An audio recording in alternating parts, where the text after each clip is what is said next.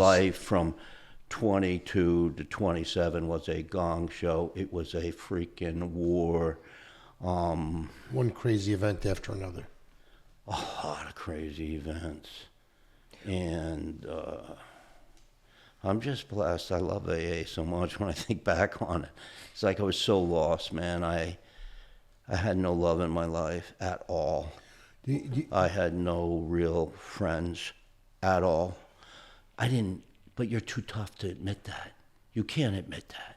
Right. No man would do that. So you can't admit that.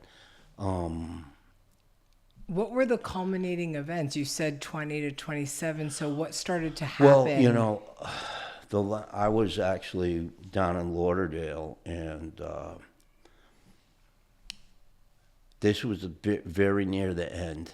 And obviously, you know, I was working for a ship repair company down at the port, and obviously it was, you know, living in a place with, you know, like no furniture, like with just carnies. I was hanging out with a bunch of carnies, and it was bad. You know, and 27. What's that? Yeah, I'm probably 27 at the time. So obviously, I ended up in Broward County Jail. I had another seizure, which was not unusual. And then I went to a detox off of Las Olas. Nice neighborhood. Right, so it's right next to 7-Eleven. So I decided to take my wife. This was just 2 years ago.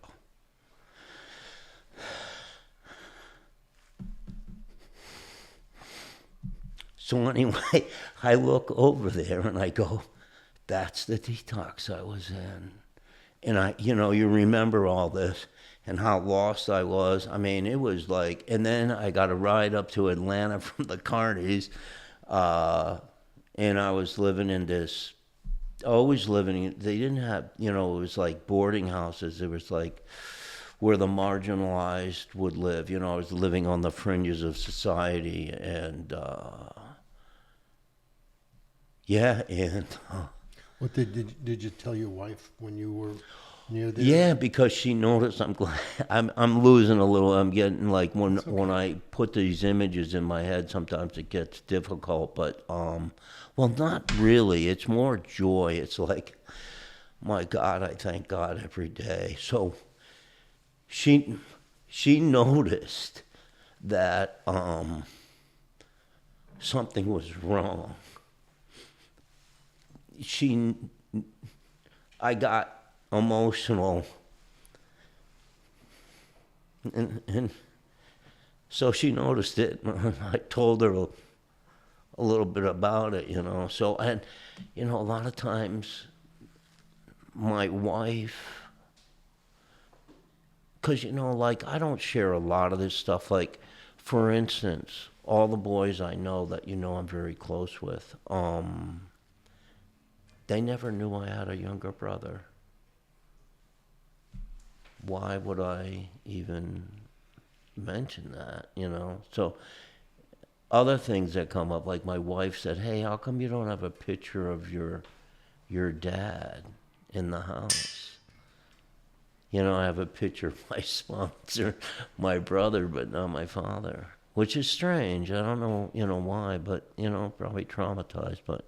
Things like that, all this is kind of coming up, right? I'd never really. I've never seen you get this emotional, and it's kind of nice to see that you're human, Well, when you bring yourself back there, and it's the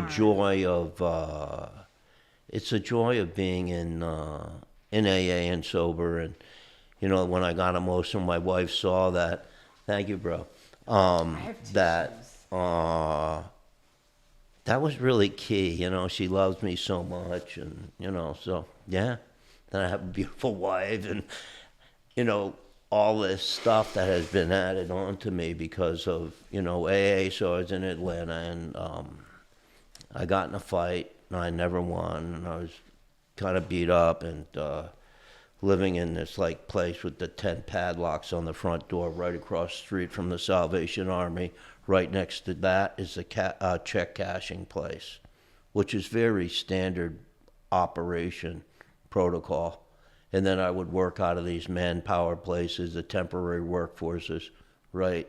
So that was the kind of life, bad, like no love, no. So anyway, one of the guys said, hey, I'm going to AA. And I said, I'll go with you.